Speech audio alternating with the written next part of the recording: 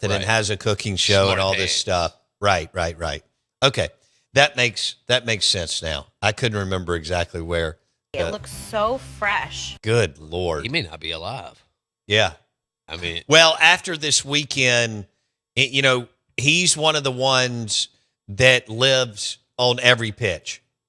And it takes that. man, what a Look, series. this fan base is so hungry to win, starving to win.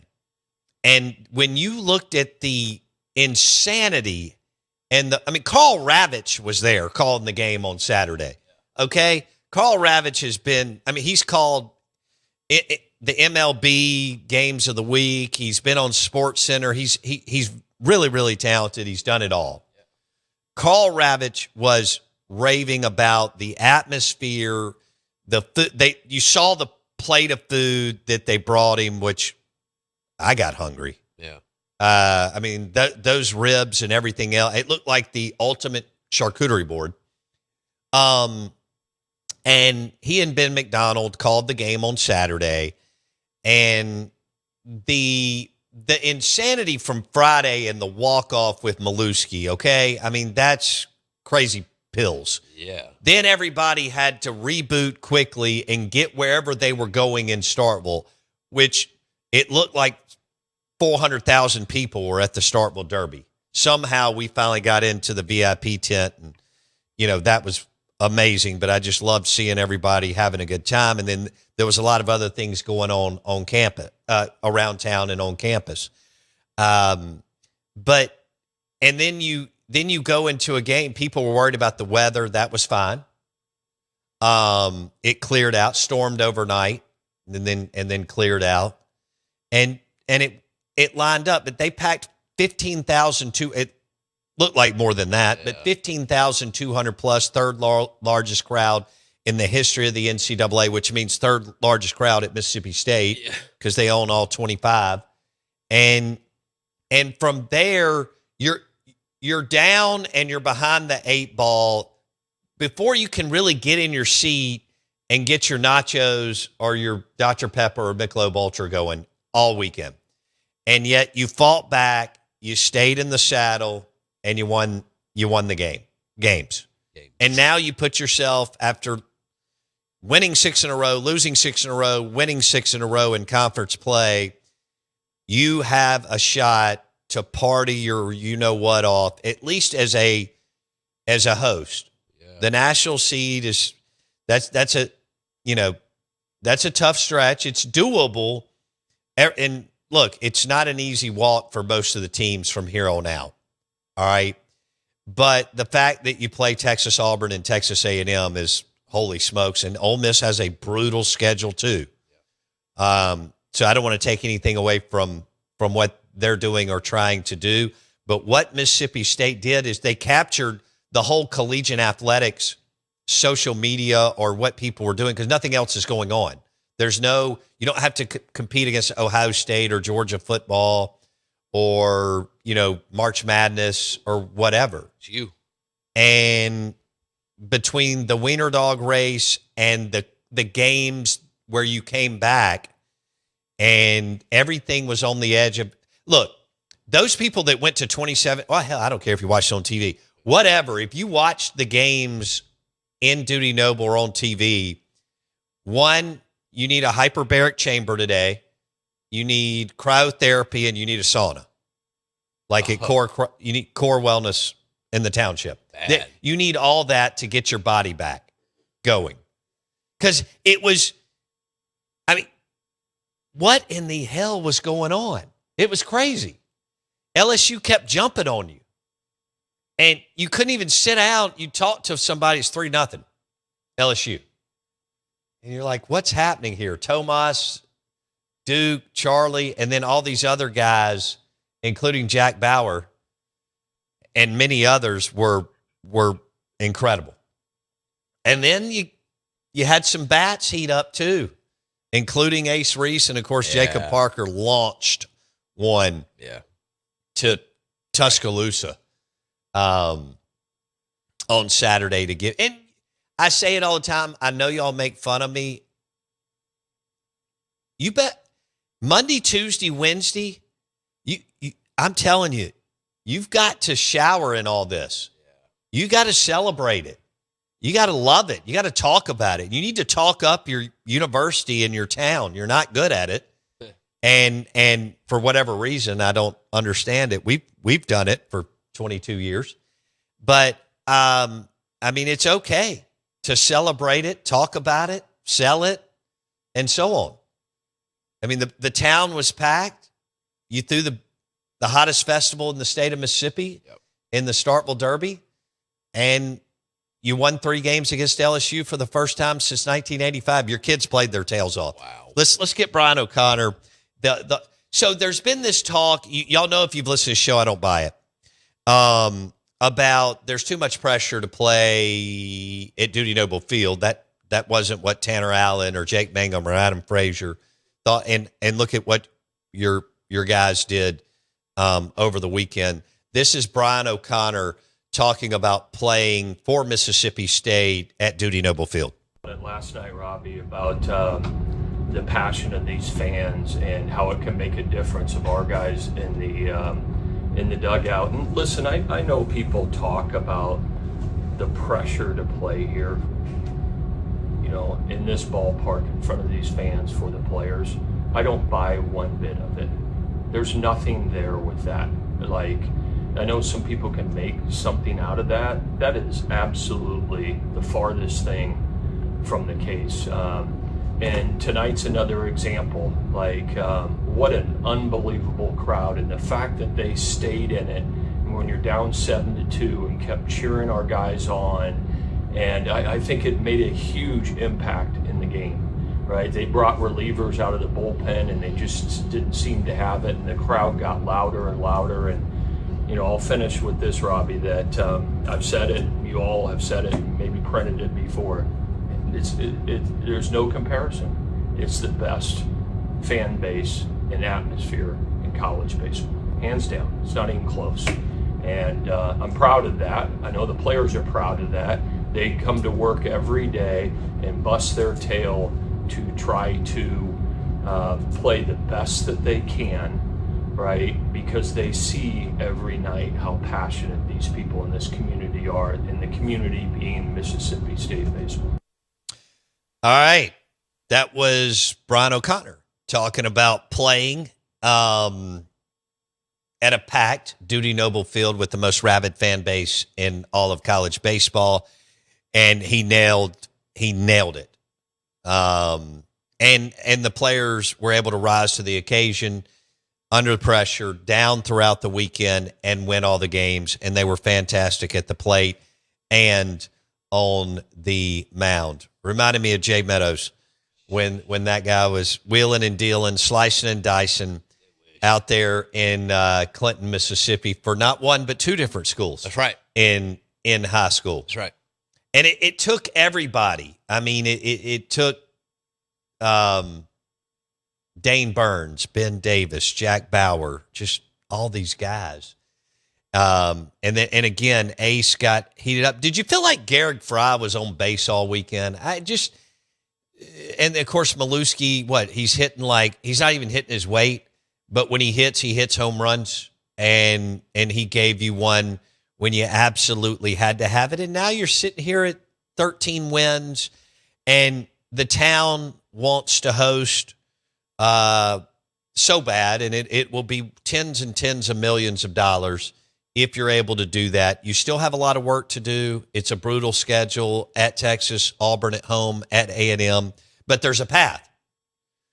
I think there's a path to host with 4 more wins at 17. If you go 5-4 on the way out at 18, it's 100% done. And hey, you may even knock on the door as a national, but right now you're trying to get to the first step, which is be a host. And you've got Southern Miss, who's cooking with that strength of schedule. Ole Miss is still, 11th in RPI, Warren Nolan. Right. And Mississippi State jumped up 3 more spots, and they're creeping up these last couple weeks, and they're at number 15. They're 34-10. I mean, that's a hell of a record. in this league with who you played, again, one of your losses was to UCLA. They're number one. And another one of your losses was to Southern Miss, who's number 8. You'll play Ole Miss tomorrow night. Ole Miss plays Mississippi State, vice versa. Mud Monsters Park in Pearl, Governor's Cup tomorrow night, and that could be wild too. You don't ever know how that will play out. Jackson Meadows, good morning. How you doing, buddy? Man, it's a. Do you feel like Jack Bauer or Jacob Parker? Probably a little bit of both. Did you see the absolute rocket that Jacob Parker hit Cranked on Saturday? It was What in the guy's a freshman. they've been Don't tell him that he is. no, it doesn't matter. And Jack Bauer's on the mound going 3 2/3 Right. with 8 Ks. Right. And I think LSU at times smelled blood in the water, but the MSU team, as O'Connor said throughout the weekend, was resilient. I know it's one of those eye roll words that our parents use, but damn, it's one of the most powerful in period. Right? It was I don't know how they did that.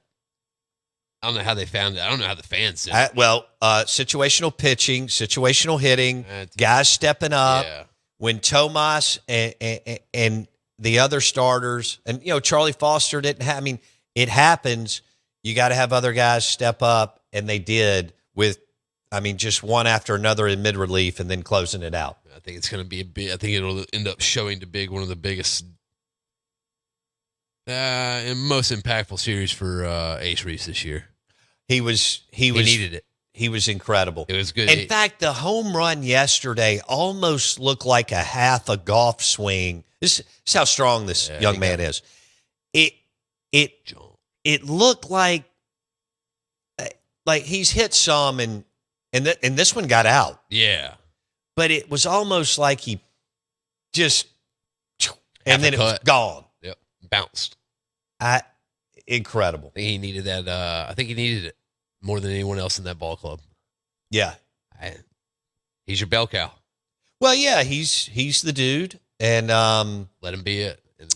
And, people talking first round pick and all that. He's got the size and the power and yes, all that. Not just first round. They're talking about top. Yeah. Like up there pick, top 5-ish. And I agree, Maddox Webb did a great job too. When you think about a guy that they kept rolling out throughout the weekend and Ben Davis, I mean, you had guys that had to pitch multiple times, and that's just what, Earl Hershiser joined us during the 2013 run. Nice. When Mississippi State went to the national championship. And I'm going to ask Jay Powell, this director of baseball operations for Grit Fitness and Training on Lakeland Drive. But Earl, I'm paraphrasing, said, hey, look, guys need to throw a lot. Now, he said, you don't need to throw a lot at 10, 11, and 12 because that's why you end up on the table of an orthopedic surgeon at 15, 17, or 19. But he's like, once you get up to 18 plus, 19 years old, you can throw. Yeah. It's just the wearing of the deal at 10, 11, 12, or 11, 12, 13 because, everybody thinks you got to play 44 tournaments and all that.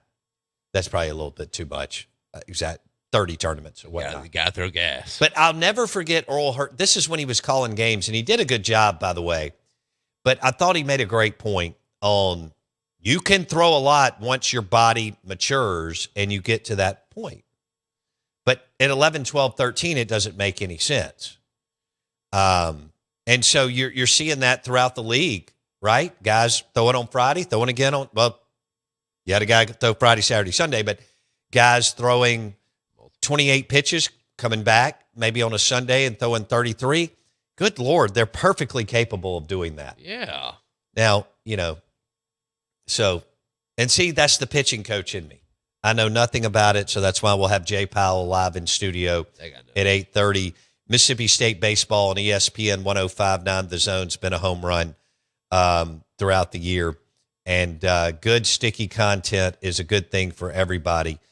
You can listen to Mississippi State baseball and Neil and Jay Powell right here on on ESPN 1059 The Zone, and you can stream it on thezone1059.com and the Out of Bounds radio app. Do we want to drop the O'Connor on the way out, or you want to do it later? All right, that's fine. I thought the first one was good, talking about the pressure of playing at Mississippi State and Duty Noble. I thought he hit the nail on the head. You got to embrace it. Those people are cheering for you, and you want to recruit players that just love it. Like, I think Adam Frazier, Jake Mangum, and Tanner Allen couldn't get enough of it. Like, they were like, yeah, I want to get to the ballpark. I want a lot of people to be there. I want it to be loud. I want it to be pressure. This is why we signed with the M over S. Yeah. So they did that, I mean, I feel like if you talk to them now, they say they didn't do that enough. And they did that a whole lot because they understood how, that's a precious time you have being there. You're not all going pro, obviously. Right. And you put in the work. I can't believe they did that over the weekend. First time since 1985. That's incredible. I know. That's 41? It's a long time. God. Yes. Good grief. First sweep of the LSU Tigers since 1985. Ace Reese, Jack Bauer, Jacob Parker, Alpha Trio emerging at the right time. Yeah.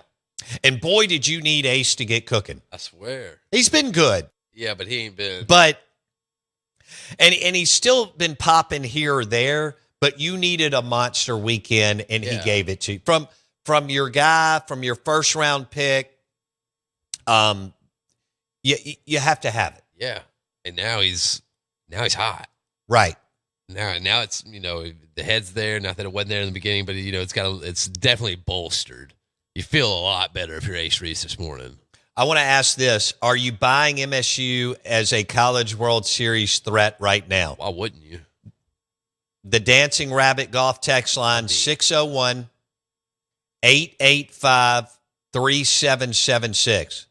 This is the kind of weekend that turns into a championship run. Yep. Just like a weekend at Dancing Rabbit Golf Club. All right? So the dude definitely just woke up because you lost 2 home series in a row. And so that was it wasn't just losing. It was losing 2 weekends back-to-back, 6 games in a row at home. The crowd needed it. You needed it. And everybody needed to party and celebrate and go crazy. No doubt. Jay Powell said on radio that he had never seen the stadium like that when Jack Bauer and then Jacob Parker took over the game on Saturday night. No way. Yeah. So I want you to think about that. They've hosted super regionals and regionals and so on. But you're now back in the hosting. Not that you were out, but you're back in the hosting conversation. 13-8, 9 games left. And you win 5, and you get everything you want. You get the cake, and you get to eat it too, and the ribeye and the great bourbon and whatever. You get to 17, and I think you still host. Yeah. And it's the biggest advantage in college baseball. Hosting?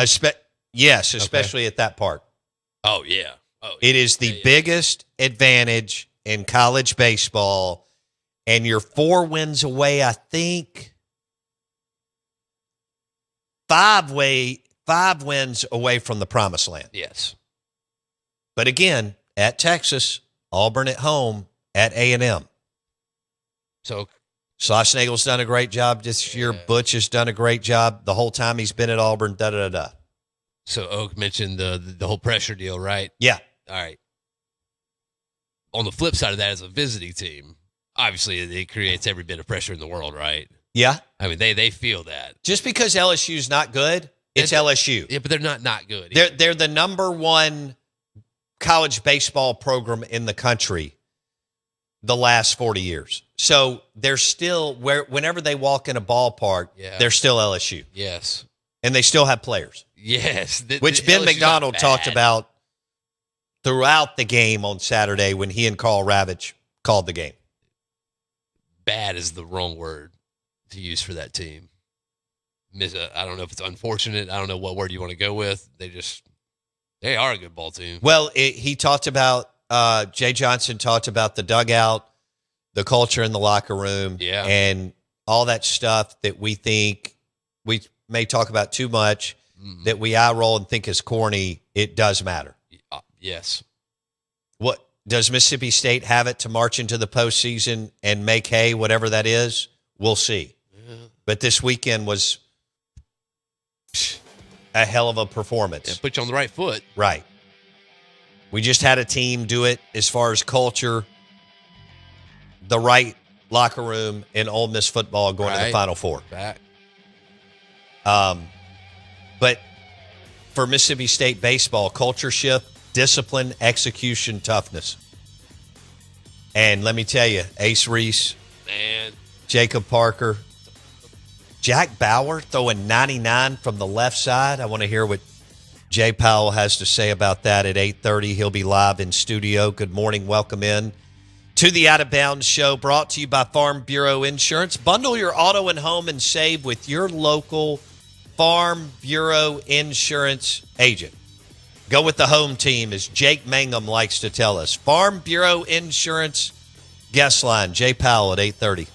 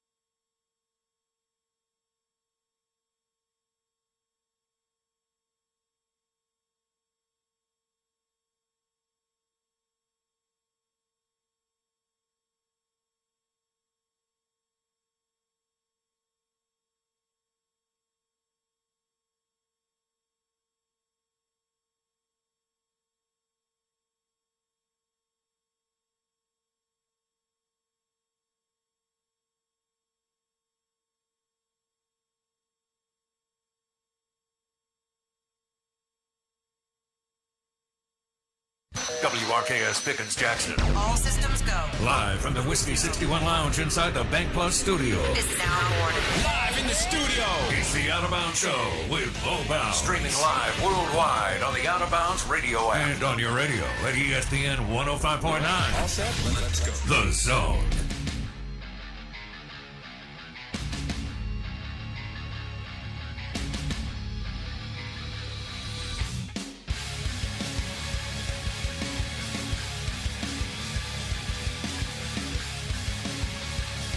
We're gonna give Daddy the Rain Man suite. You dig that? We're going to Vegas, Mike. Vegas! You think we get there by midnight? Money, we're gonna be up 500 by midnight. Ah, Vegas! Vegas, baby, Vegas! All right. Good morning to you. Out of Bounds, 105.9 The Zone, ESPN. Brought to you by Kessler Prime and the Renaissance. Amazing steaks. Underrated seafood. Elijah Craig Bourbon, KesslerPrime.com to make a reservation. 6 private dining rooms. Jay Powell, All-American at MSU a decade, Major League Baseball, MSU Baseball color analyst, which you can hear MSU Baseball on ESPN 105.9 The Zone. Jay Powell will join us in 30 minutes live. You can watch it on YouTube. Search Out of Bounds Sports. Crazy weekend around the league, but in Starkville, I don't think you could have. I mean, did any of you have that, on the script? You walk into the stadium or you get into your living room or back patio, outdoor kitchen, and you sit down, and within a couple minutes, you're down. Yeah. You're down. The pressure's there from the jump. They obviously had a really good game plan on the 3 Mississippi State starters, and give them credit. Tomas, Duke Stone, Charlie Foster, but all the other, Justin Parker, Brian O'Connor, but the guys had to perform. And like Jack Bauer, among others, and Ben Davis did a great job throughout the weekend. And then, as Jackson said, you needed your superstar to get hot, like hot. And y'all watched, the team fed off of him. I mean, it's Ace Reese, first round talent. Not that he had a bad year by any stretch, okay, because he's had some big swings and some big moments. But when he got cooking, you could tell other players were able to rise to the occasion. We'll get Jay to weigh in on that too. Right? I mean, Ace got, dude, that if this guy gets going, Noah Sullivan, right? He got, I mean, you had kind of this group of 4 very talented guys that just were not producing at the level. They don't have to be red hot, but not producing at the level in which their talent is there to do. And that's what it takes. Some weekends, this part of the team is not going to perform as your starters. But you need, if you're going to be a good team, a team that makes some noise, a team that puts, themselves in position to have a lot of fun in the postseason, that's how you got to win.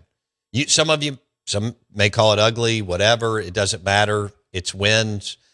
Brian O'Connor and the staff are, all in the building this morning, and don't kid yourself. There's a little renewed energy and excitement after winning 6 in a row.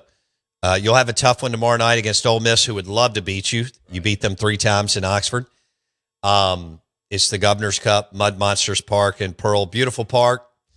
21 years old, and yet has stood the test of time, and it'll be packed tomorrow night, and you'll get the Dogs and the Rebs for game 4 tomorrow, Mud Monsters Park, and that'll be fun. Good luck getting a ticket. Right. Pro Park Starkville. Want to give a shout out to Pro Park Starkville. Pro Park Starkville, brand new office building.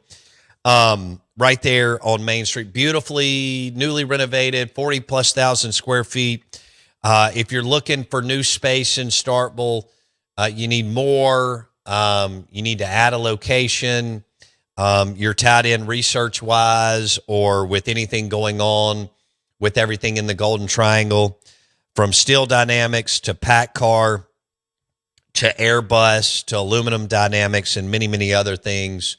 Pro Park Starkville is the place to go, and they'll customize it for you. Beautiful spot, great location, Pro Park Starkville, over 40,000 square feet of newly renovated office space that they can customize for you. Check that out. The Dancing Rabbit Golf text line is 601-885-3776. Find us on X at Bo Bounds. And the Michelob Ultra caller line is 601-707-3750. What a crazy weekend. Yeah. Draft. That whole thing was going on too. And the draft. Yeah. Yeah. How'd you feel about that? Meh. Stribling and Thompson? Yeah. Getting drafted? Still sour from day one. Stribling, round 2, pick 33. Yeah. San Francisco 49ers. Nice. Big-bodied, high-upside SEC receiver, Final Four, Ole Miss. And Brennan Thompson joined. All right, so they both went to the West Coast. One NFC, one AFC. And Stribling goes with Kyle Shanahan, who's a phenomenal offensive coach. And Purdy's out there and whoever else. And Brendan Thompson goes to the LA Chargers. Man. And Jim Harbaugh. And solid landing spots. Yeah. I mean, Justin Herbert. Yeah. So there we go. What did I say? Brock Purdy? Purdy. Okay, I'll make sure I didn't butcher his name. You got him. But congratulations to Stribling. Yeah. And Thompson. Yeah. And they head out to the West Coast, which is kind of cool. 49ers, we grew up on that with Jerry Rice. And I know the Chargers moved from San Diego to L.A., but you've heard me talk about Dan Fouts and Kellen Winslow Sr. and Eric Coryell forever, too. And let's be honest, Chargers have some of the coolest uniforms in the NFL and have had them with that lightning bolt for some time now. Dope. So hopefully Brennan Thompson is a lightning bolt for the Chargers. And Stribling, who's big body, hell of a player, had a hell of a year, and he was on a great team. Best team in the history of Ole Miss. Final Four, Ole Miss football, and he was a part of it. So there you go. What is this? My take, Jay Johnson. Let's go back to baseball. Bo, my take. Jay Johnson did everything in his power to try to win those games. Delayed tactics, substitutions, challenges, you name it. Like him or not, he coached his tail off this weekend. The stars aligned with Big Ben and Carl Ravitch on the call on Saturday night. The entire world knew what happened in Starkville, Mississippi. Mississippi State has a bullpen. Don't be afraid to go to the pen in the third or fourth inning because you have plenty of arms. That's from Maximus. Yeah. Heck yeah, Jay Johnson did everything he could. He knew that if they could steal two this weekend with South Carolina at home, they could put themselves in position to be a road regional team. Yeah. And he didn't even get one win after being up in all three games, and at times at one point 7-2, right? Yeah. I mean, good Lord. 3-0, 7-2. Andy W., he says, Bo, you're acting like LSU isn't awful. They're not. Well, I could counter that. Wins are wins in the SEC. And Mississippi State should be excited, and they should be super excited for the next couple of days. I know you got the Governor's Cup, but you got to go to Texas this weekend.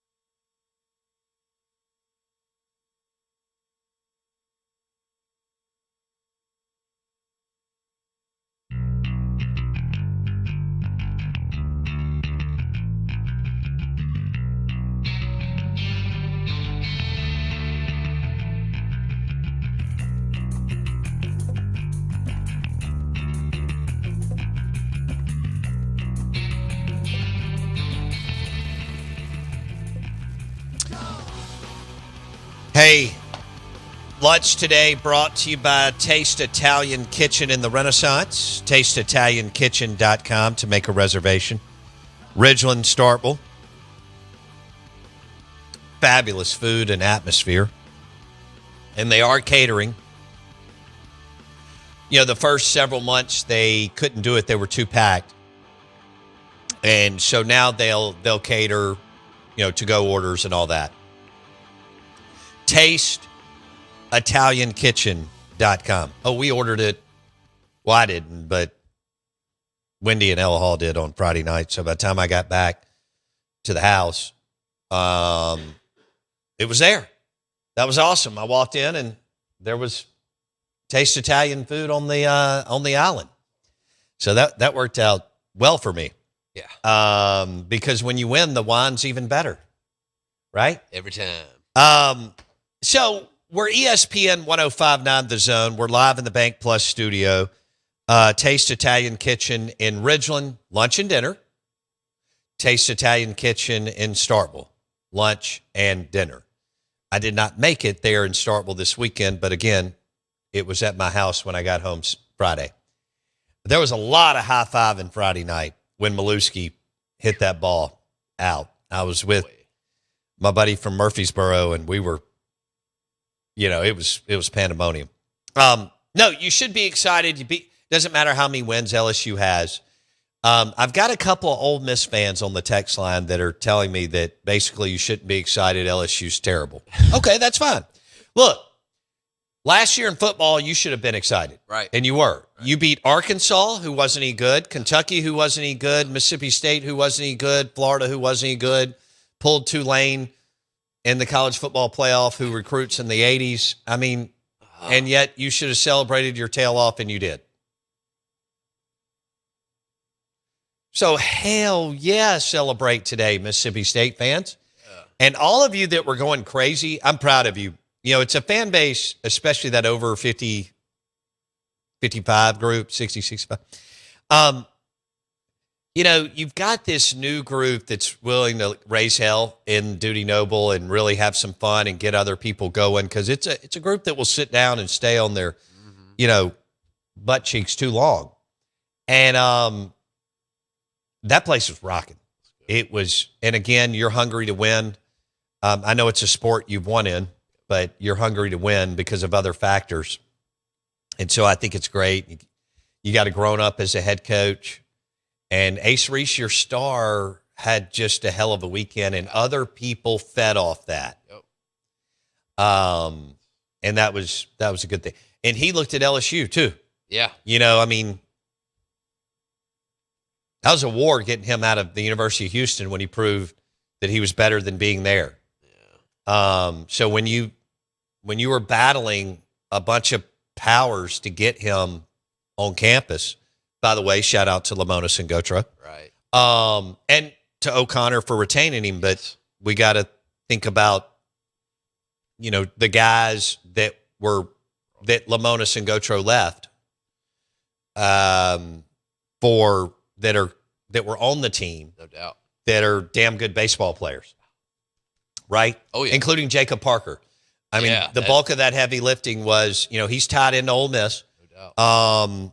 And Gotro and Lamonis did a good job on both brothers, but things played out the way they did, and you get Jacob for a little while. That'll work. And he's a hell of a talent. He's a left-handed power bat. Again, I'll let Jay Powell weigh in more, but, he has the ability to run it out of the ballpark. A year ago, he was playing at Purvis High School. I know. And it was, I would have hated to have played against him.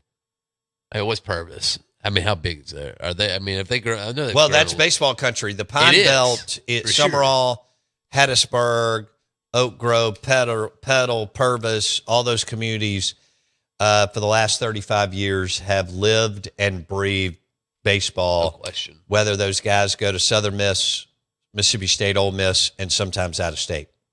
It starts early, and you're right. He ends up at Mississippi State, and that's some Gotro and Lamonis too. He was ridiculous. Garrett Fry, Ace Reese, Stallman, Bryce Chance. It's a nice group there, right? How in the world they have twins doing that down there? And his brother. What pick was his brother? It's top 10. Okay. Who are his parents? What do they do? I think his dad went to Ole Miss Law School. Lawyer. Yeah. No ball. Wow. No, I didn't mean he didn't play. Sure. I don't know what he did. I have no idea. Absolutely. We are the Out of Bounds Show, ESPN 105.9 The Zone. Let's see what we do. JoJo went pick 8. He went number 8. Yeah, there's a reason he couldn't go to Star. What did he get? 5-7 million? I mean, it had to have been off on that. Yeah, it had to be every bit of that, though, right?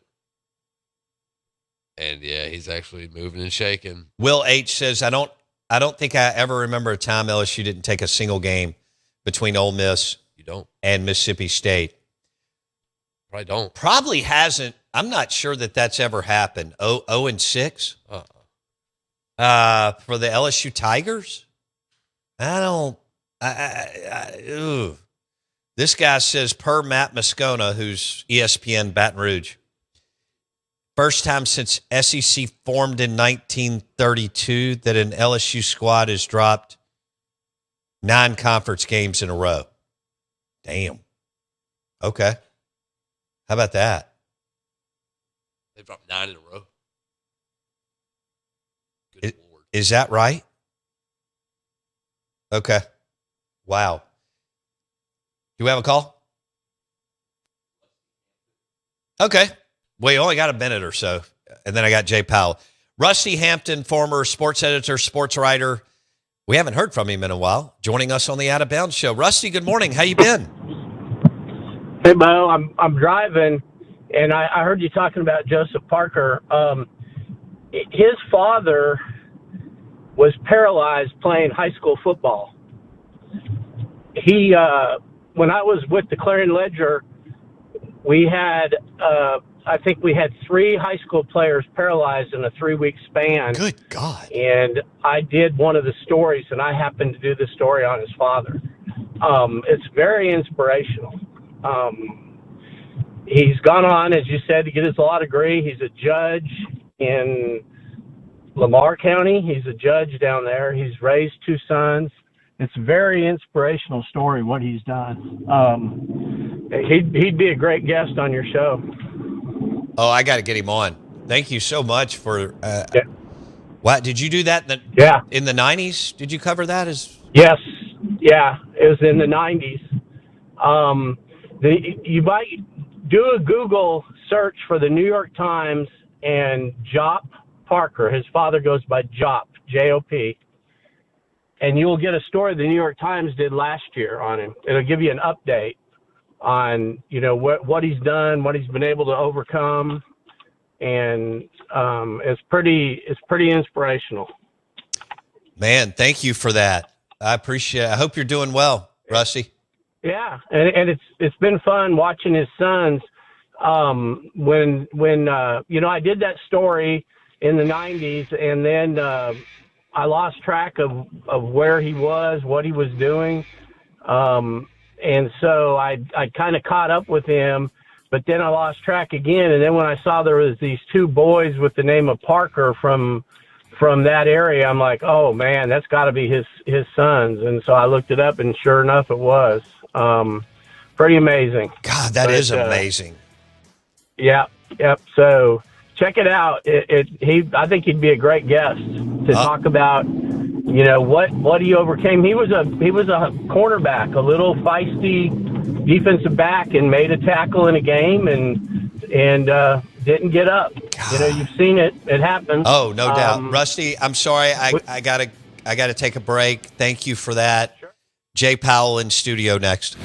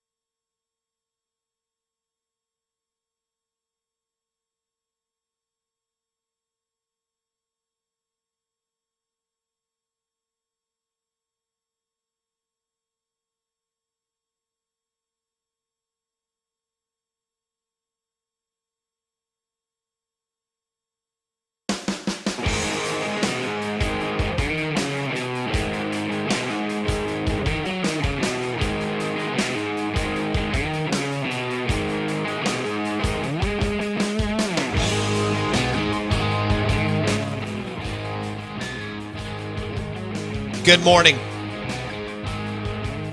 Good morning. Welcome into the Out of Bounds Show, ESPN 105.9 The Zone, brought to you by Farm Bureau Insurance. Bundle your auto and home and save with your local Farm Bureau Insurance agent. Jay Powell, who played at Mississippi State, a decade MLB, now ball color analyst, joins us after calling all 3 games over the weekend. And he has joined us throughout the season. It's been great. Jay joins us on the Farm Bureau Insurance guest line. He's live in studio. You can watch it on YouTube. Search Out of Bounds Sports. Jay, if I would have told you that Tomas, Duke, and Charlie struggled the way they were going to struggle over the weekend and Mississippi State would sweep LSU, what would you have said on Friday before the first game? I'd ask you how. That would have been my first question. How's that going to happen?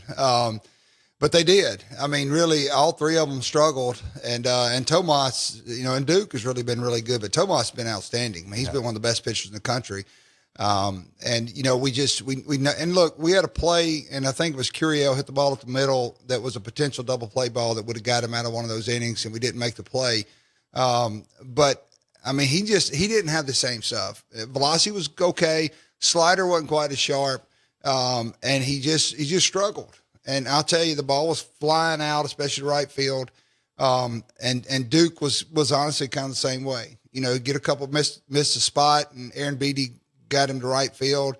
And the same with Charlie. I mean, you just make a couple mistakes, and they hit the ball, fly balls to right field, and they were just jumping. But you got to, you got to give a lot of credit to that bullpen, and especially Jack Bauer. Good. I mean, I told O'Connor after the game, I said on Saturday, I said, I thought Georgia was kind of his coming out party. And I said, but man, I mean, Lord have mercy. I mean, he was just outstanding. And you're starting, and they shut him down for a month. And him and Justin Parker said, okay, this is what we have to change for you to be successful. And Jack's credit and Park's credit, they went to work, and he came back a different pitcher. He really did. All right, let's talk about that, and then we'll go back to 3 2/3, 8 strikeouts in this league when you haven't even pitched that much, and when it's coming from the left side at 99. Walk us through that, or 98, or whatever it is. Well, it's earlier in the year, his 99 played like 90. And this is just Jay's eyes from up there, and they may say, no, that's not right. And it could be. I don't know. But to me, he wasn't getting a lot of extension. The ball, he was a lot of side-to-side movement, and now he's getting down the hill a little bit better. He's getting more extension on the ball. And so, you have what you call perceived velocity. When you get the more extension you can get toward the hitter, the harder it looks. And I think Jack's now getting a little more extension. So 99 looks like 99. And he's, he's changed a few things with his delivery, and boy, it's some of the best stuff in the country. I mean, it's no question. Talk about his arm slot from the left side and throwing the fastball and the slider. Yeah, I mean, he's a lower 3/4 guy. And you see some of these lefties taking a swing off of him, and they're belling. I mean, their front side's going because that ball looks like it's coming right at their head. And he's got that slider now that's getting more and more consistent, where he can throw it in the strike zone. He can throw it. I mean, if he's throwing, you just got to think he's throwing 100 miles per hour. So you're an amateur player. You've got to cheat to get it. You're not going to sit there and say, okay, I'm just going to look just. You got to cheat to really barrel it up. So he's throwing 100 miles per hour. Well, now he can throw a slider for a strike. So you can't hit it. I mean, right now for these guys in amateur baseball, they just can't hit it. And when he's throwing strikes with those 2 pitches, and now he's got a little change up. So when he can throw those 2 pitches for strikes, he's pretty much going to do what you saw Saturday night. I noticed Saturday night listening to you were like almost shaking your head. Yeah. Like these guys, it's just not going to happen for them. No. After you realized he was throwing not 1, not 2, but 3 pitches the way he wanted to the majority of the time, and he got that confidence, I felt like, in the third batter. Yeah. You were like, this may not line up for them. No. And then he got 8 strikeouts in 3 2/3. Yeah, I mean, they were just they were toast. I mean, that's all you can really say. I mean, you can't, and look, pro ball and major leagues is a different story, but in college baseball, I mean, and I tell people this all the time, you got to understand half of that lineup's not going, a third of them's not going to play pro ball. I mean, it just is what it is. So when a guy's like that, though, and he's throwing the way he's throwing, I mean, they don't have a shot. Going back to Friday with Maluski, you sat down. I think he's got 14 hits and 8 home runs. He's got 14 hits. He's got 8 home runs. And look, O'Connor was clear. He is the guy that he's the best guy behind the plate who understands how to manage the staff, which is kind of, and you know all about this being a pitcher, which is kind of the number one thing he and Parker are looking for. But still, he's had some huge at bats at the plate. I mean, it's to me, it's crazy that, I mean, he's hitting 190. He's got 14 hits and over half of them are home runs. That's just wild. But he does do a good job back there. He really does. He manages the guy. You can tell the kids enjoy throwing to him, and that's a big deal. I mean, they have a lot of confidence in him. He's our best receiver. He's our best blocker. He's our best thrower. And as a cat, you know, I put a lot of faith in a catcher. I put a lot of value in their defense. And nowadays, a lot of coaches don't. They really don't. They just want boppers. And I know these guys up at state, they do the same thing. I think they value defense a lot behind the plate, and he's by far probably our best guy defensively. When they were able to come back on Friday night, you talked to somebody in the program, but you said during the break, you felt like the team really realized what the stadium and the fan base can do for you. I think, and it rattled the LSU pitchers late too, as you mentioned. You know, and you and I talked about this last time. You know, I don't buy the the home they can't play. No, that's garbage. But I do think a lot of these guys are first year in the program, and Saturday night I think was the first time they said, "Oh, we get it now. We get it. Like, we see what this place is all about." Like, those dudes melted on that mound. Right. They absolutely melted. You could see it. You could see they wanted no part of being out there. And I think a lot of our guys, for the first time, because they hadn't been in the program, and I think they see, okay, this is what these fans can do. And Neil looked at me. He said, "Man, it's like a pro atmosphere." I said, "No, it's not." I said, "Pro folks don't do this. This is a college." Right. You know, now you may have 50,000 people at a pro game, but they don't get up and just scream and holler and yell and, you know, ringing cowbell. You don't get that in pro ball. This is a college atmosphere in baseball that, you know, you've got 15,000 people who've been watching weenie dogs race all day and half of them are tanked up in the stands, and it's just a great environment. It is. And you don't get that in pro ball. I mean, but I think the kids realized it. Right. You know? I really do. I think they said, "I get it now."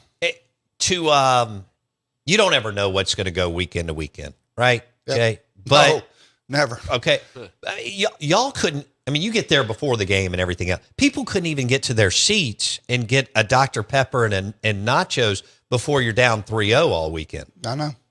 It was just like I told Neil, I said, "Let's just give them 3 runs first inning and let's save the pitch count. Let's move on." But yeah, I mean, and it was so weird because it was almost identical.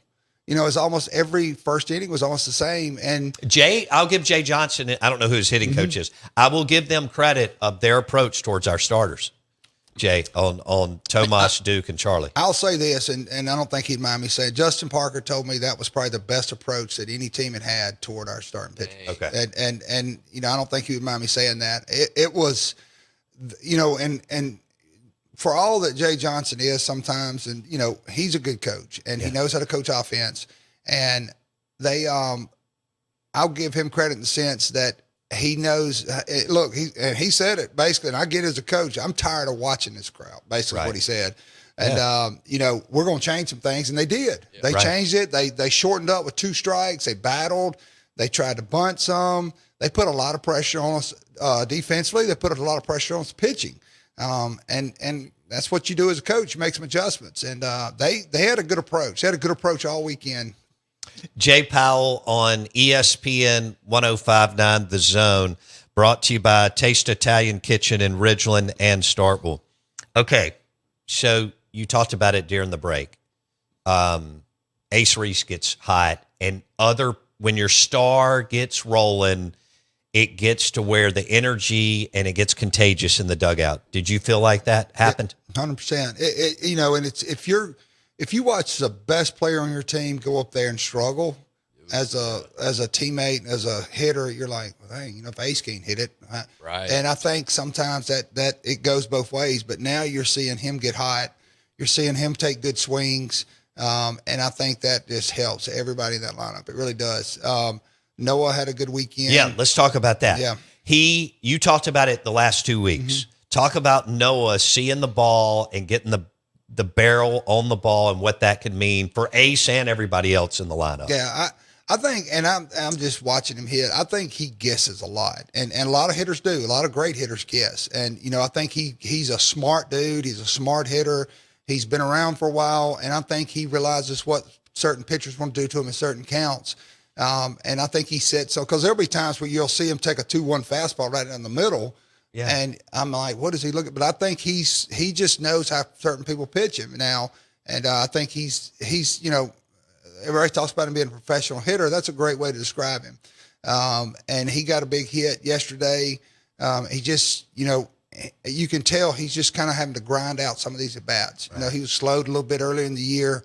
But he's a presence in the lineup where he's hitting, and hitting behind Ace. I think absolutely, you know, it obviously helps Ace out some. Director of Baseball Operations at Grit Fitness and Training Center, Lakeland Drive behind Ergon. Jay Powell, 10 years MLB All-American first-round pick out of Mississippi State, hanging out with us. So when we were talking about the four guys, you know, roughly getting going, I felt like Garrett Fry was a problem all weekend for LSU. Then you just mentioned Ace and Noah and some other guys getting heated up. It was like, I know some guys pitch well mid-relief and late, Jay, but it was like the bats helped take over the series. Had to. They had to. Yeah, they had to. I mean, you get down 5, 6, 7 runs, you know, two things have got to happen. Your bullpen's got to throw up zeros to let you catch up. Your offense has to do it. I mean, they have to do it. And, you know, to me, we've talked about it since February the 1st. The strength of this team is the depth of their lineup. Right. And I think now you're seeing it with Blake Beavis out there. And that don't mean Blake's going to play all year, but he's hot and he's got to roll. Absolutely. And then when Blake cools off a little bit, put Reese Dahlman back out there. Right. Yep. You know, if Ryder's not, put Drew Wires in there. I mean, you got Valencius on the bench. So that's the strength of this team. And I think, you know, we went to South Carolina and they said, hey, that's where we are as a team, and we're going to let some of these guys roll and have a shot. And they responded. And I think that's what you got to do the rest of the year. I mean, you know, and Reed's a great left-handed bat. And when Blake cools off a little bit, get Reed back out there. Right. And let them just kind of keep rolling through the year, and use that depth to your advantage. And I think that's what Oak's done the last couple of weeks. And it's worked. And you know, you've got some really good guys on that bench that is capable. And to me, the most impressive thing, and look, you got to give your coaches credit for this, is that I don't sense, and I'm not in the locker room, but I'm around them a fair amount. I don't sense any bitterness of the guys not playing. I don't sense any, man, he shouldn't be playing. I'm sure everybody wants to play. I know they do. And as a coach, you want everybody to be pissed off if they're not lined up. Sure. But you just don't sense that with this group. You really don't. I think that's O'Connor. I agree. He is so upfront and transparent with them. Mm-hmm. Here's the deal. You know, this guy's playing better than you. Yeah. He's going to play today. That doesn't mean that you may not be called in the 7th inning or tomorrow, but this is where we are right now. I always said two things. One, I tell my kids when I used to coach, I said, I'm going to tell you, you may not like it, but I'm going to tell you the truth. Right. I'm going to be honest with you. I'm going to tell you the truth. I'm not going to lie to you. And the kids and the coaches knows who should be playing. Right. 100%. And man, they bought into it. Sean James, you see him every time he comes up there to pinch hit, good at bat. He's not up there just wasting it. The whole group's like that. I want to go back to Friday night. Jay Powell on the Out of Bounds show, Director of Baseball Operations, beautiful Grit Fitness and Training Facility, Lakeland Drive behind Ergon. Take a tour this week. The catch on Friday night. So was it Nunnally? Nunnally. Okay. Talk to me. I didn't think he was going to get there. You're calling the game. And that last 15 feet, did you think he was going to get there? I didn't think he was going to get there. But that won the game for him. Yeah. That won the game for him. And that goes, it's just like we just talked about. I mean, you get a kid who doesn't play a lot, right? Goes out there and he wins the game for you. Yeah. I mean, because at least one run scores, probably two. And it's just, that's the way this group's been all year. I mean, they're selfless. And when your number's called and your name's called, they've been able to respond. And I mean, like you said, you got to give Oak credit for that because he set a foundation and a chemistry and everything else you want to talk about, a culture of, hey, we're going to play a lot of guys. You may not play for 2 days or whatever, but you got to be ready. What did you see Ben Davis Friday and Sunday? Ben was outstanding. He hard sinker, and I think he's starting to really trust that sinker more and more. And the slider's getting more consistent. That the slider scares me sometime with him because, he's throwing 96 mile per hour sinkers, and sometimes that slider kind of runs into their bat a little bit because they can catch up to it. But the slider's getting a lot better, man. He was really good, but I'm telling you, man, the kid's got incredible stuff. And the thing, and I remind Neil of this a lot, when we talk about him, he's a guy who was a catcher at Northwest or wherever it was, junior college. So last year was really the first year he ever really said, okay, I'm going to be a pitcher. Oh, wow. I mean, he's a very raw pitcher. And so, yeah. Tremendous upside. 100%. I think Ben will be a big leaguer. I really do. He was good on Friday and Sunday. Mm-hmm. And what about Maddox Webb? All right. So 3 days in a row. That was my next. I loved it, man. That's old school. Oral Hershiser said that. I want to ask you this. 2013, when Mississippi State made the national championship series, we had Oral on. Mm-hmm. He was calling the games. And he said, when guys get mature, they can throw like that, like he did. He said, the problem is throwing like that at 10, 11, 12, 13 years old.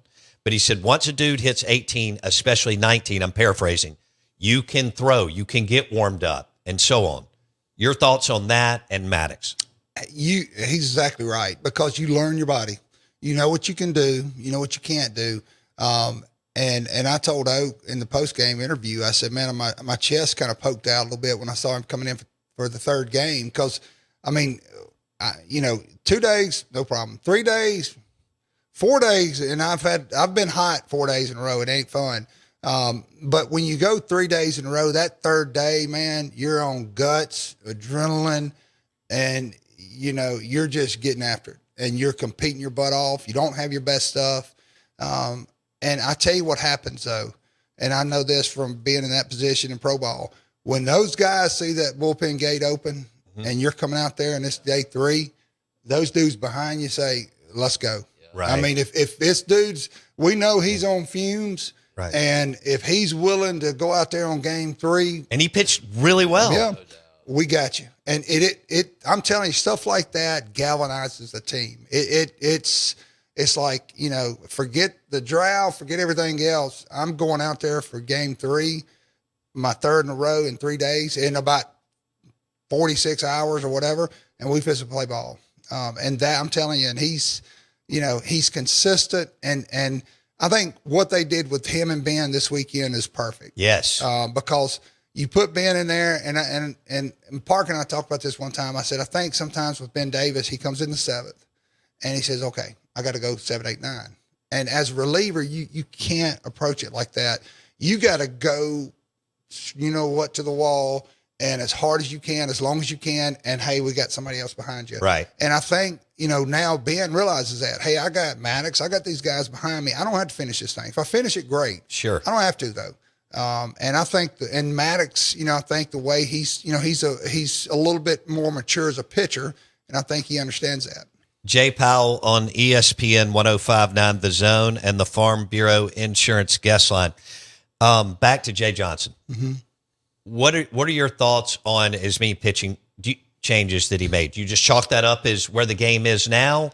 He's just trying to slow it down, do everything he can to disrupt a lineup that got hot. How do you see it? I think he's trying to throw it on the wall and see what sticks. I mean, really, because he's got a group of guys that's talented, but they just cannot throw strikes consistent. Right. And I think he's just continually running guys out there to try to find somebody then get out. Some of it may be a little gamesmanship because, you go from one guy to the next. There's not a whole lot of difference. I knew they were in trouble when they brought those kids back Saturday night. They brought 3 guys back that they're on Friday, and they lost. And I said, they're in trouble. They're in trouble now. And I said, if you can get in that bullpen Sunday, it's going to get ugly. Because they just, you start running the guys out there that's pitched one SEC game or a third of an inning, and he just ran out of arms. But as a group, they strike out a bunch of guys. They walk a bunch of guys. So that tells you as a coach, they're throwing a lot of balls out of the strike zone. So if you don't go up there and swing at everything, they're going to walk you. Right. And, and look, that's kind of a tough way to hit because you want to be aggressive. Sure. But you can't just, they're going to throw a lot of balls out of the strike zone.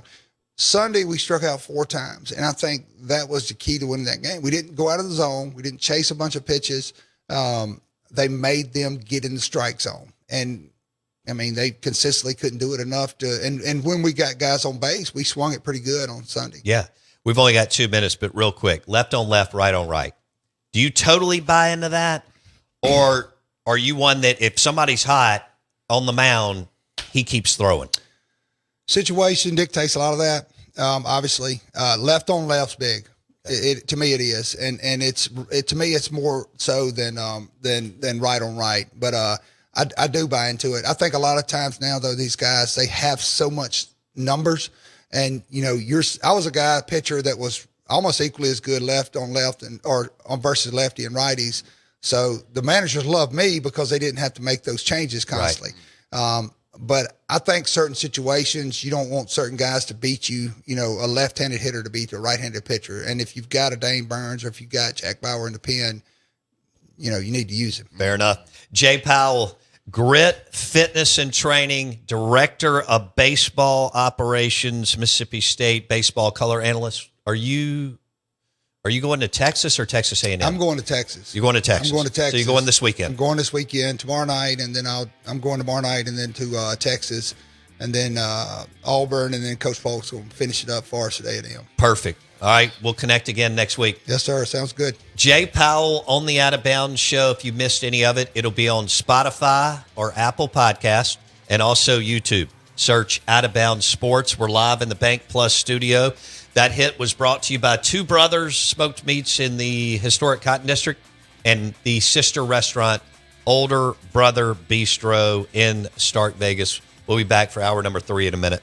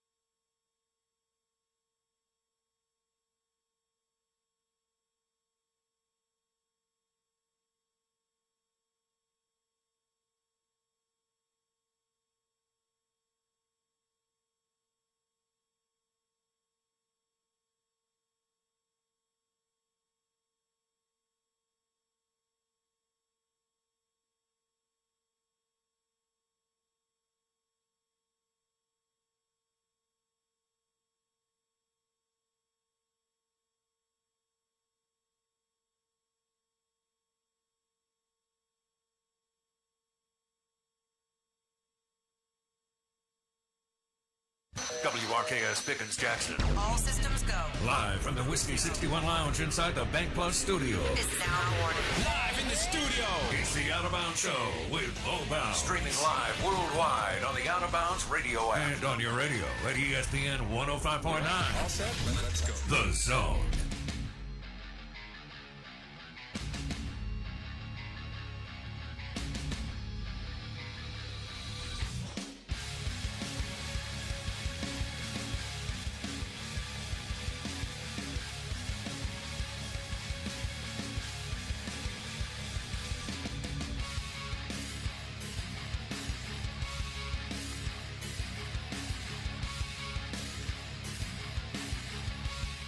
It looks so fresh.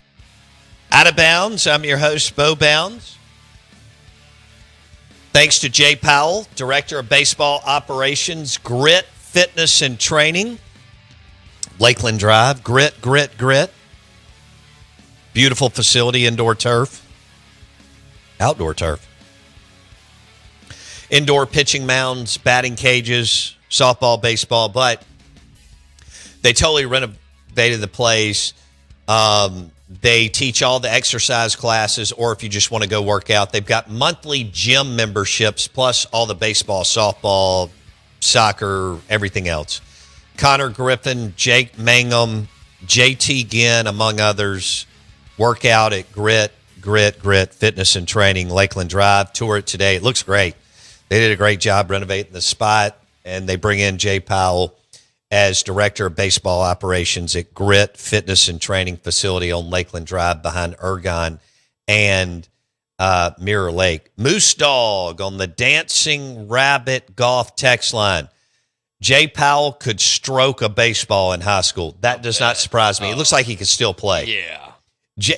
We were talking about Jacob Parker during the break. We were talking about him being country strong. Jay Powell's country strong. The definition of. That guy, I am not surprised that he was a damn good athlete over in the Meridian area and that he could both pitch it. We already know that, but that he could hit it and do everything else. He's a beast. And, yeah.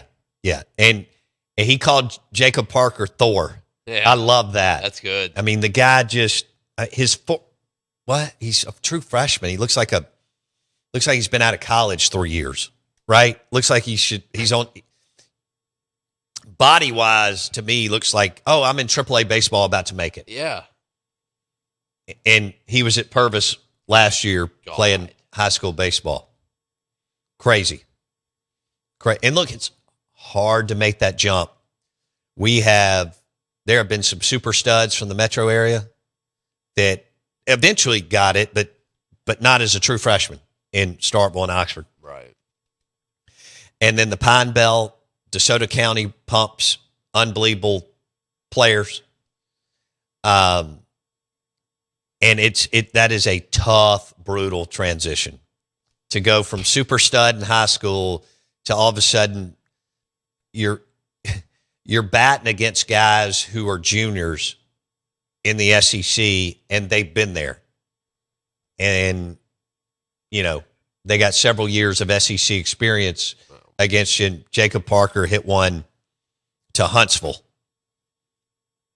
Good Lord. He ain't worried about experience. Woo! Hey, you grow up playing with your brother in the backyard. That's plenty of experience.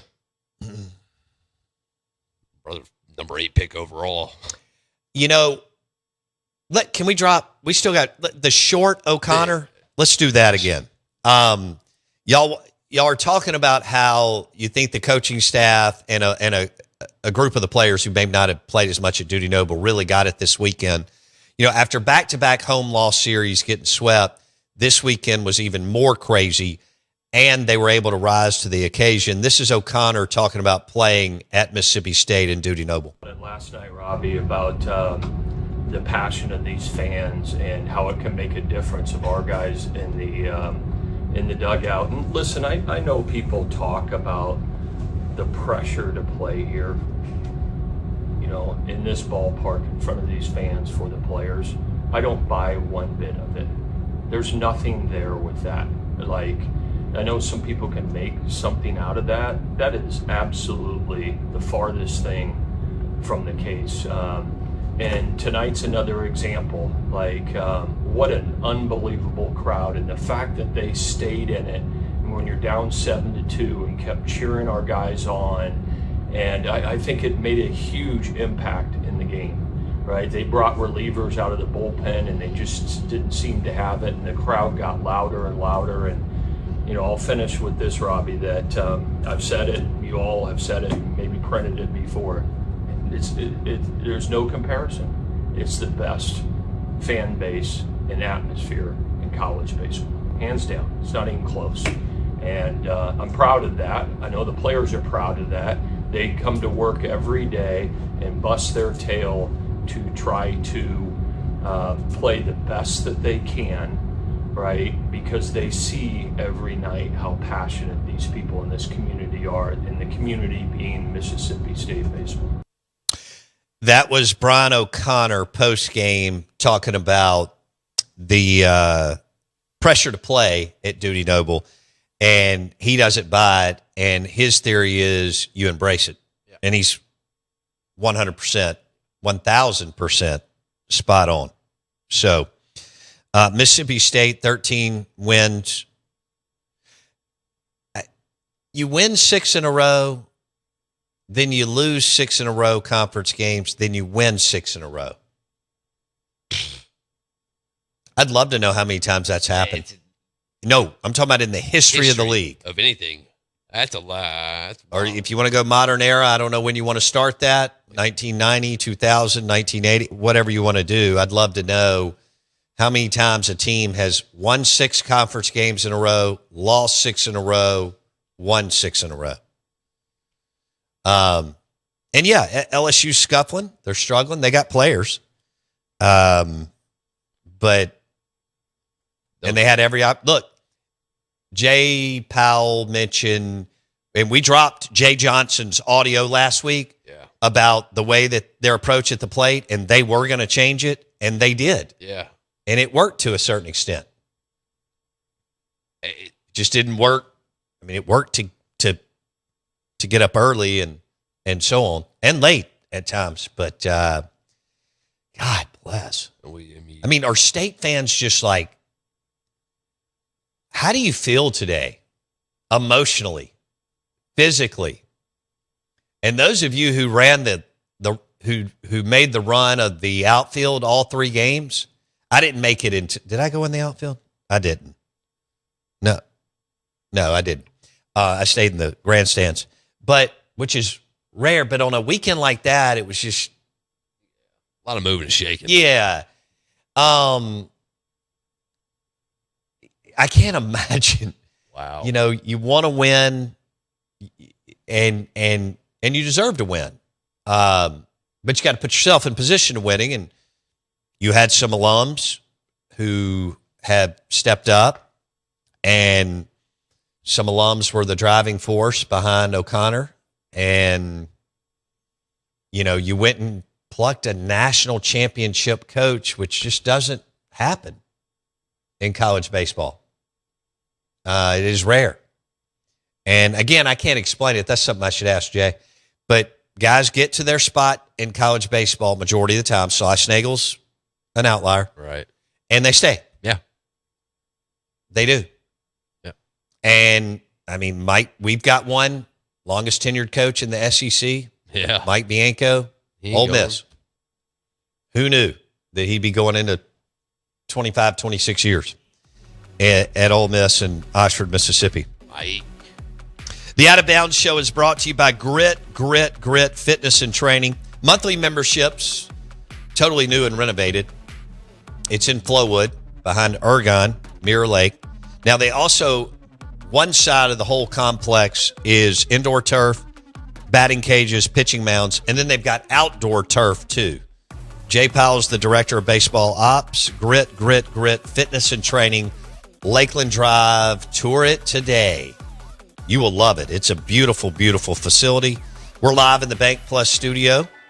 The Out of Bounds Show, ESPN 105.9 The Zone, driven by the spray-in bed liners and lift kits at Rick's Pro Truck, 3 locations.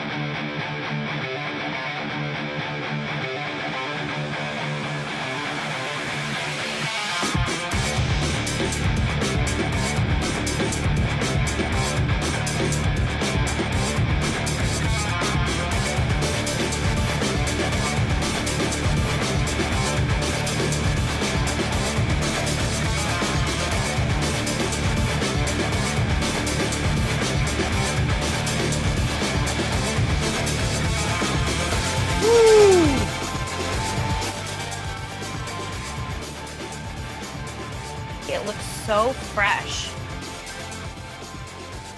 Good morning. Welcome into the Out of Bounds Show, 105.9 The Zone, ESPN. Appreciate Jay Powell, former MLB pitcher with Grit Fitness and Training now. Also, Cape Cod League, Mississippi State baseball color analyst. We appreciate him coming in studio because he's able to see and talk about what we can't.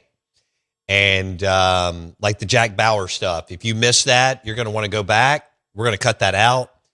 I mean, arm slot, left side, fastball doing this, slider doing this. And as Jay said, he had the change up going too.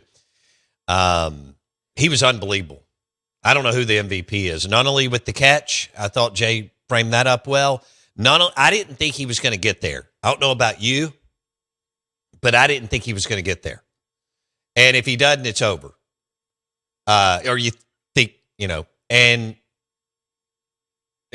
the way you remember the Georgia second baseman that just absolutely abused Mississippi State that week? And he's a great player, fun to watch.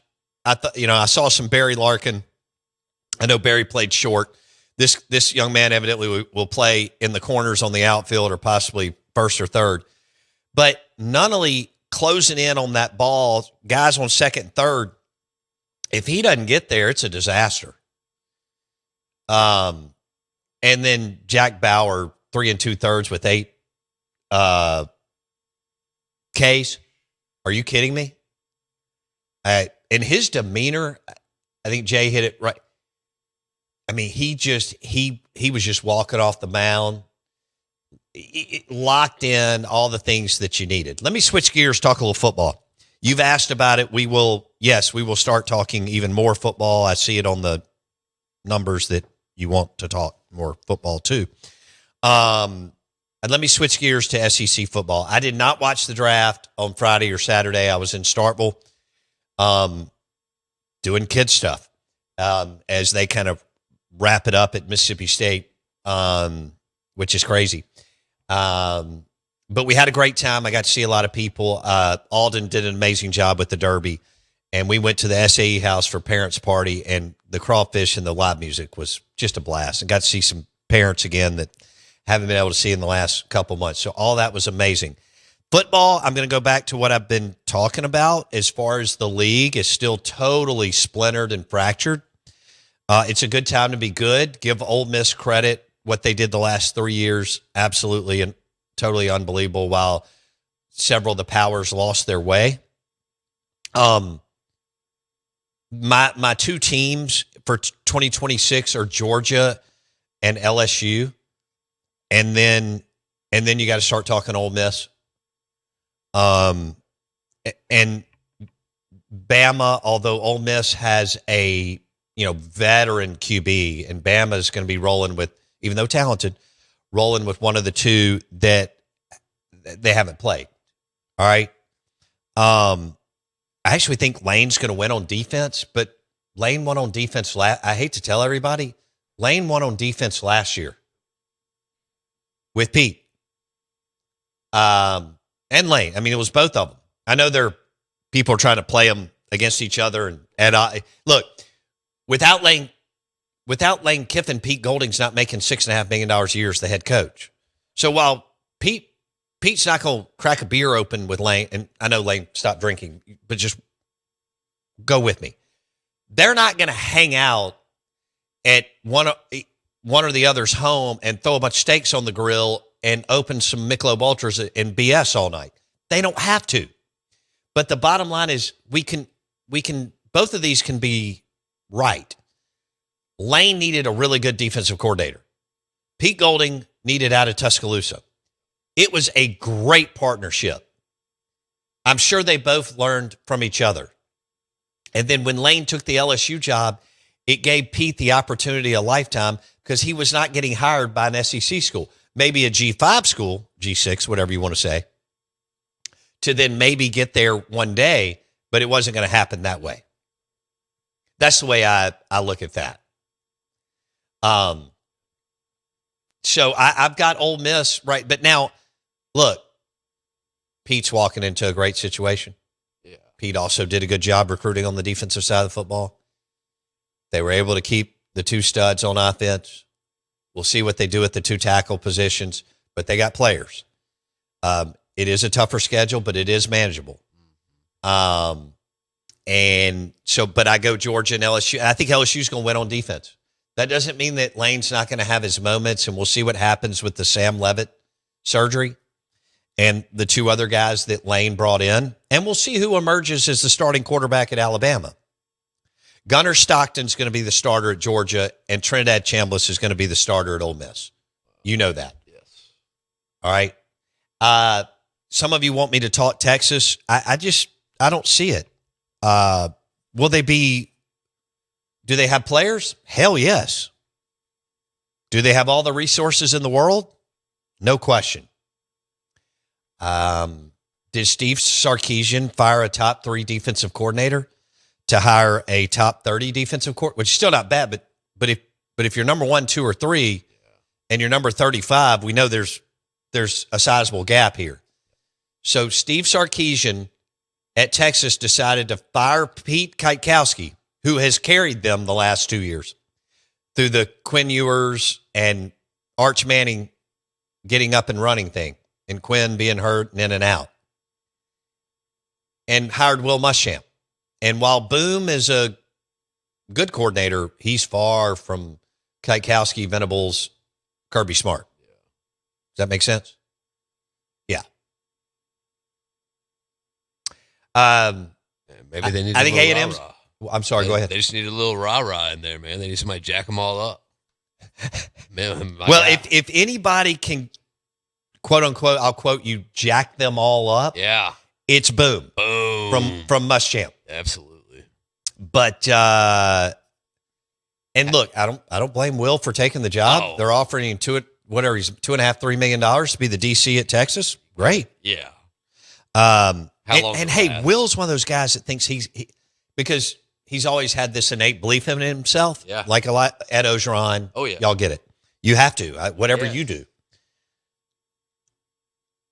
Muschamp believes, because he has to, that if he comes back and has success at a super, super high level, that he'll get another flyer as a head coach. That's right. Because don't forget this. Will Muschamp is one hell of a salesman, and that's not a shot. No, that's a fact. He's a ferocious, phenomenal recruiter. I know it's different today than when he was doing the bulk of his recruiting, but it's still important. Yeah. I mean, we still got high school kids committing left and right that are going to actually stay. We kind of go overboard that nobody stays. Yeah. That's not – you've got a lot of kids who sign in Starkville, Oxford, Austin, Auburn who are going to stay there 3 or 4 years. Right. You got a lot that aren't. That's fine. This thing may settle down a little bit more than some of you doom and gloomers think that it will. But we'll sit there thinking, hey, if I'm awesome here, because it's a huge high profile program. No doubt. Right? Top 5 brand in America with Ohio State, LSU, Michigan, and Notre Dame, Georgia. Is he wrong? No, I mean he can definitely get a G if he wants to take, which there's some good ones. Bro. I mean, like South Florida, sign me up to make $3 million and live in Tampa. Heater. Sign me up for $2 million a year at Florida Atlantic. Yeah. Sign me up. I mean, some of these are nice little places. Yeah. Coastal Carolina, beautiful place to live. Making $2 to $4 million. Come on. Boom. Luxury. We're gonna drop Jay Powell again coming up next.